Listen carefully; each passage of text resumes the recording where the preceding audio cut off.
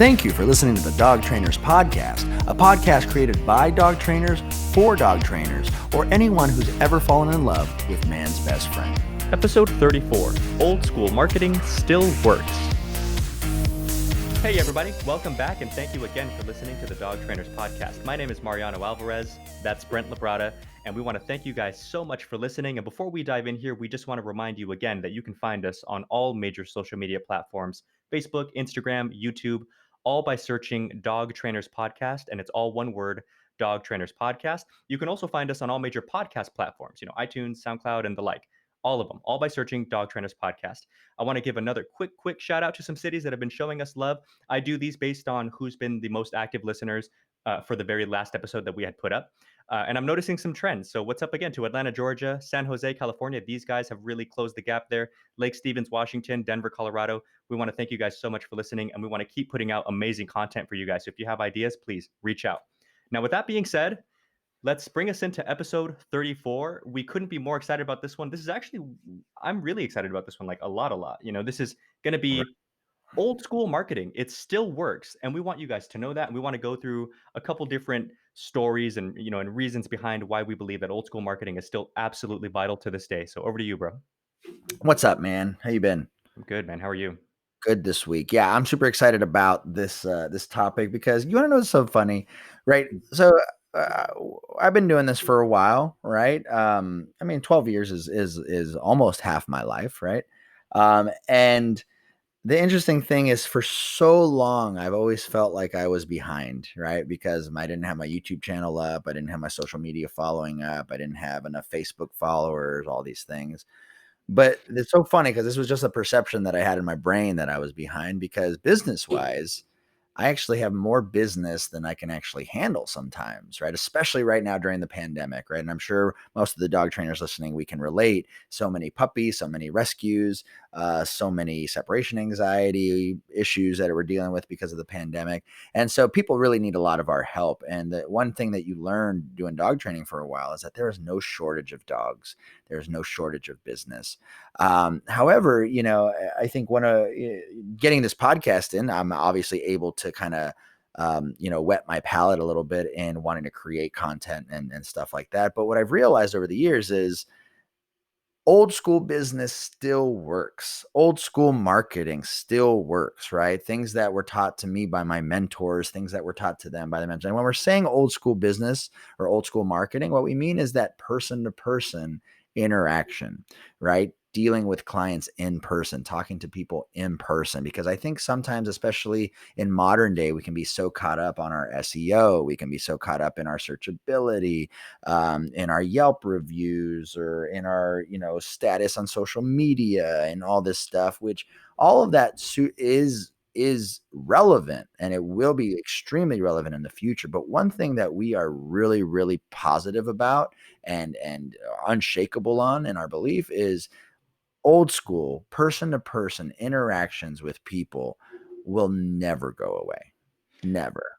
Yeah, it does paint this funny dichotomy because I think what I've been noticing about social media is a lot of the guys that do it right. Like I know you're a huge fan of Gary Vee, you know, Mhm, and mhm, I love mhm. Gary Vee too, but you're like a huge fan of Gary Vee, which is cool. Shout out to Gary Vee. Gary Vee, when train your dogs. Yeah, well, just at least come on an episode of the podcast. How's that? We'd Yeah. love to have you on. After we train your dog. Yeah, after we but here's what I've noticed though, and I think even Gary Vee would agree to this. The Yeah. guys who do it right, like Gary Vee, he understands the importance of old school marketing. He just found a way to do it in the social media sense. But Right. it's old school marketing. You're solving problems, you're relating to people, you're everything else. Whereas I notice a lot of the new age dog trainers on YouTube and some of the new age people with whatever they're doing, on my Instagram account, I'll go through their videos and their content is almost more like for the sake of a production. Like it feels more like a movie than it does a commercial, if that makes Mhm, sense.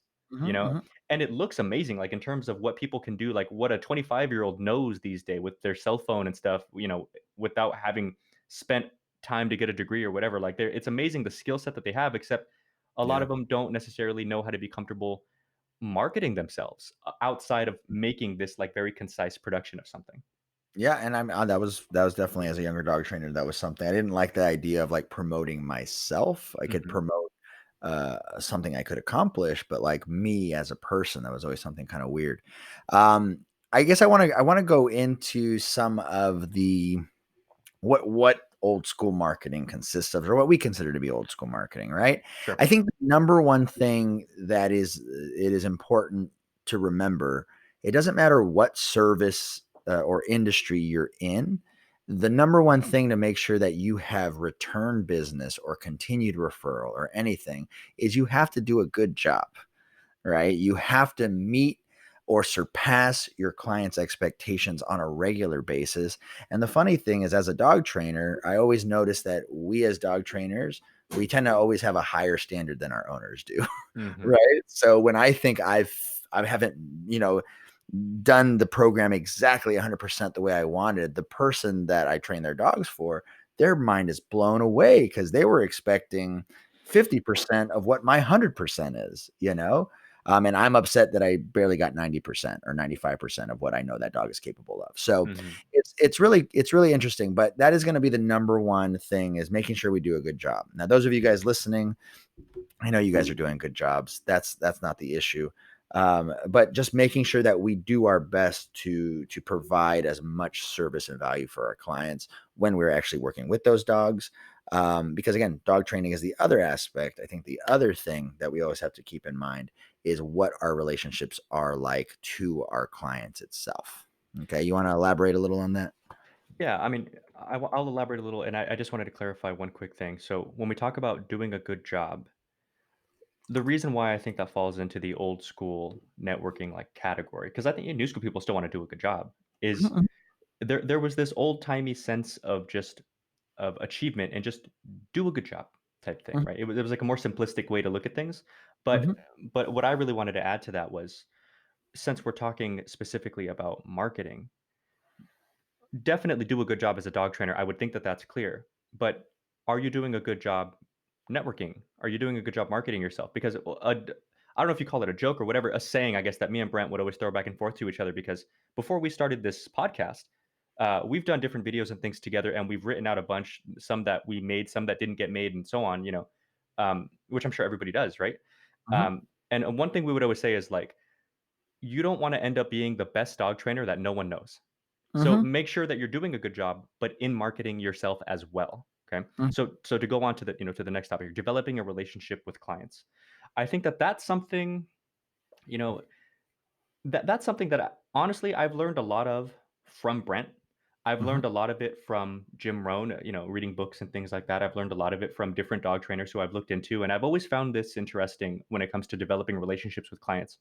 Is because, good job aside, let's take it as a given that you've already done a good job. The dog's already trained, and yet I always found it amazing. Me and Brent were just talking about this before we started rolling right now. Brent has this ability to just like freaking poof build relationships out of thin air with people we don't know. We'd go out, before I moved to Arizona, I was in LA with Brent. That's how we know each other. And uh, we'd be out at like a bar or a restaurant or something. Um, and I wouldn't consider myself super antisocial, but this guy is like, "Oh, you know what? You're cool. Come sit with us." And it was like, next thing they're friends and they're like doing things together. And I'm like, "Man, that's crazy how you have that ability."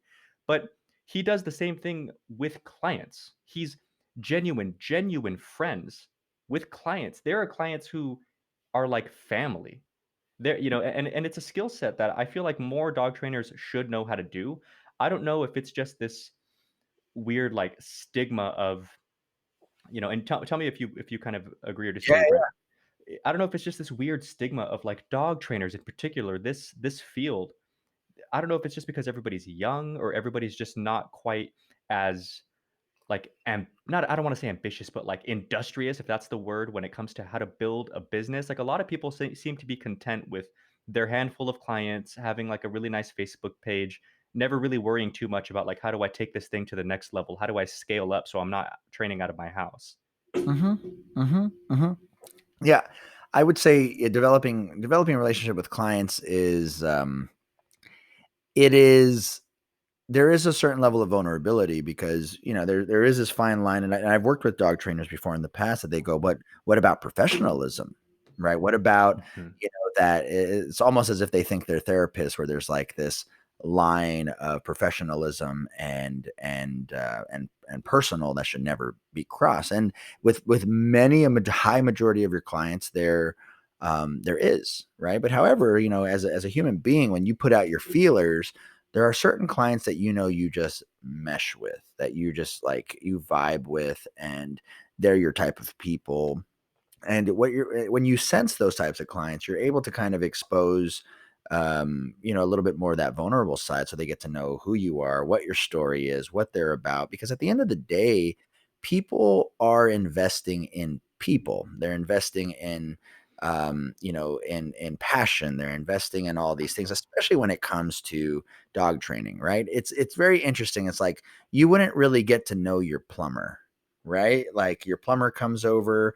Very rare do people have a story where it's like, oh, my plumber or my electrician came over, and now we're best friends. But the funny thing is, when we're working with dogs, dogs are people's children, babies, family members, whatever you want to call them. And if you're coming to help their child or family member, automatically you're entering this realm where people have to like you. Number one, they have Right. to like you if you're going to deal with their creature, right? Number two, you have to be effective, right? I can't explain.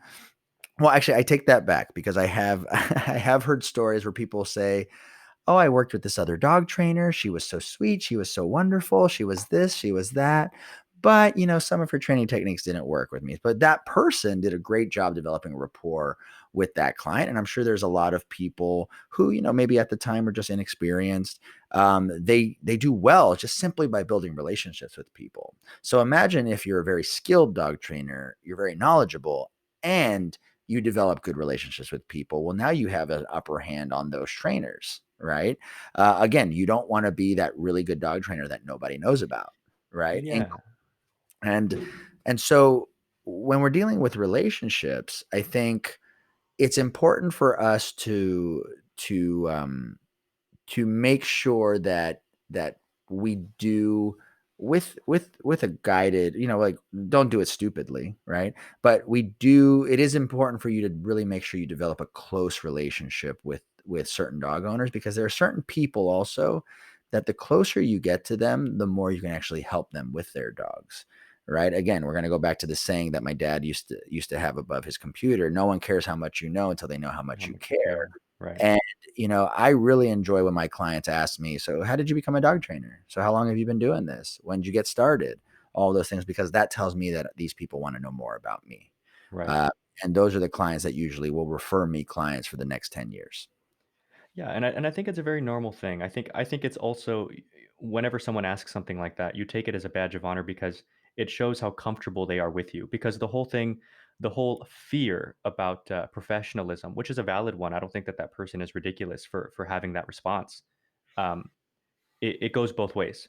Mhm, Clients, sometimes they're like overly stiff and like just they're keeping it straight, dog training. mhm, Um, Not that you should like completely get off topic, but it's okay to make them laugh a little bit. It's okay to have fun. I'm here to make your dog better. Like, this is a good day, right? mhm, And so mhm. whenever they open up that much, yeah, where are you from? What do you do? What are your hobbies? Whatever.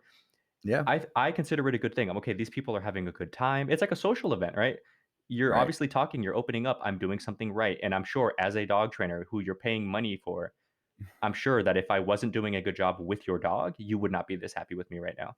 So Right. consider it a good thing, and I think the best way that I try to dance that line of because I don't think we don't keep that in mind. Like I'm sure you do too, right? Even though we've been doing this for years, you still keep in mind like don't talk too much. Just like be Mhm, friendly, but let's get back to your dog type thing.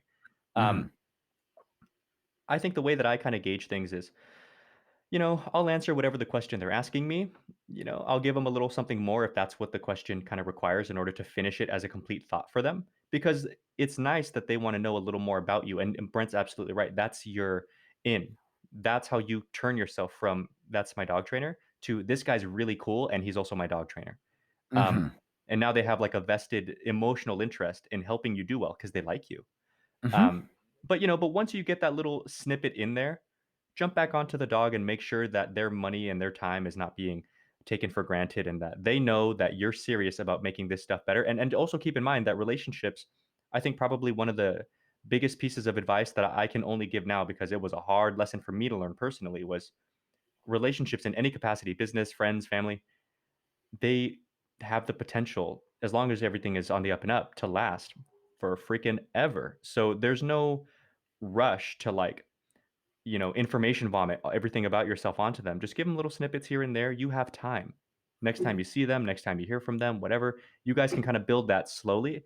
And in my experience, when you keep it business and just throw little snippets in like that, they Mhm. just ask away and I'm happy to answer.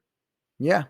And there's a small percentage of clients that will become adopted family, right? Mhm. That you're just like, "Oh my gosh, they invite me to dinner, they do this, they do that." But a high percentage of them, it's okay to just be, the very good dog trainer that is also cool. Yeah, Right. Yeah, and I love that, and I really, really love that. I mean, I've been invited to weddings. I've been flown to different countries.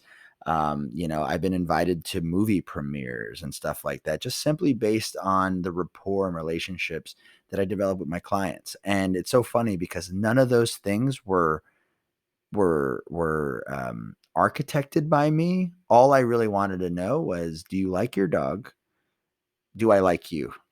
And I exposed, certain parts of myself that was like, hey, this is who I really am. And those people liked it. Right. And there was this authenticity in these relationships. exactly. Uh, and I think having authenticity with your clients is super important because I remember being a young dog trainer just trying to be super professional and keeping it straight, straight edge and straight cut. And, we're in, we're out, and thank you very much, and super polite and all that stuff. And mind you, not saying you shouldn't do those things, but definitely there's going to be times where you be authentic, you crack that joke that makes that person laugh, and you do your thing, you be yourself. Absolutely. And I think, you know, Brent has this way. I think this what I love about whenever me and you talk, like on the podcast or not, is like You're you funny. describe something in a way that it's like, oh, that jogs my memory, and then I do the same thing. We just kind of bounce off each other. So it's like Yeah. the way that you said that just now really made me think of something that I do quite a lot with clients, which is sometimes my way of giving them that little snippet of like a look into my life, if that's what they're asking about, is I'll just explain something of training related in a way that's kind of in my world. Like an example being, I do a lot of like jujitsu and stuff like that. I'll use a lot of terms that kind of cross over from this to that. You know, Hmm. or I'll use an example like, yeah, here, here, here. Um, and they're like, oh, you do this and this. I'm like, yeah, and then from there you go, where do you train? Who's your, this and that, and then we go for a couple minutes about that, and then we go jump right back onto the stuff. But Yep. what I was kind of getting at was I find it interesting when we talk about people that kind of become family, but a lot of them don't, and how newer dog trainers are more just kind of like straight to the point, almost stoic in their like almost like pre-rehearsed. You know what I mean? Right, right, right. Uh, And my it's newer my newer, I mean, like, people who just started out, right? correct, Like, correct. Yeah, not like 2020 dog trainers. right. Versus like 2005 or whatever. Yeah, yeah. Newer meaning you're younger to the sport. You've only been doing this thing for however for a short period of time versus people who have years in it, right? So, Right. and that goes to everything we've talked about this before. Is like younger dog trainers, I'm going to call them, white belt dog trainers, let's say, just for now. White belt. I like it. Your job as a white belt, as a dog trainer, is you find a very particular game plan that works for you, very strict. There's so much to do in jiu-jitsu, but I'm just going to find this. Work your private lessons, you have your curriculum set up before you walk into that person's door, and you try your best to not let it veer too far off of that because you're not that good at troubleshooting yet. So you're trying to keep it to the point. Mhm. When you get a little more comfortable, now you're a blue belt, now you can explore. And the reason why you can explore, the difference between a white belt and a blue belt is blue belts are technically sufficient that they can get off task on purpose because if they mess up, they have the skill to get back on track. And Yeah. so that's the difference. And then, and then so on, and you get better and better at that. So I don't think it's bad to tell newer dog trainers to keep it to the point, but as you get better, as you get more comfortable, open up. It's all good. Be authentic, be fun. You're a person. You're a very cool person, I'm sure. And let people know, they love it. And it's great. It only works out even in a business sense. It only works out for the better for you. Yes. 100%. 100%. So, be yourself, get to know your clients. There's gonna be a small percentage of clients that do get to become adopted family, and you might be adopted family to them, because remember, they have to like you in the first place if you're even going to touch their dogs, Right. right? And you know, that's where it is.